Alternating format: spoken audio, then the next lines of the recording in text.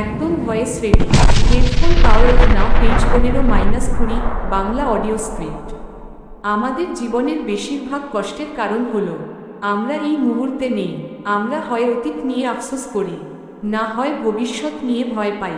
কিন্তু সত্য হলো এই মুহূর্ত ছাড়া আর কিছুই বাস্তব নয়। আপনি যে কষ্ট অনুভব করছেন তা আসলে পরিস্থিতির কারণে নয়, তা আসে আপনার মনে জমে থাকা চিন্তার কারণে। চিন্তা যখন থামে না, তখন মন আমাদের উপর শাসন শুরু করে। এই মনই অহংকার তৈরি করে।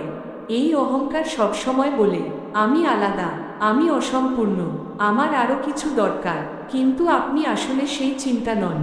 আপনি সেই কণ্ঠ নন যেটা আপনার মাথার ভেতর কথা বলে।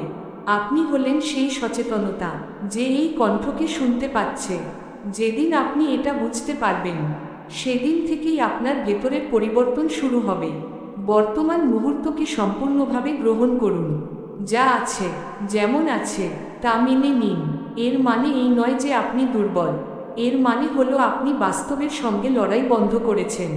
যখন আপনি বর্তমানকে মেনে নেন, তখন অদ্ভুতভাবে আপনার ভেতরে শান্তি নেমে আসে।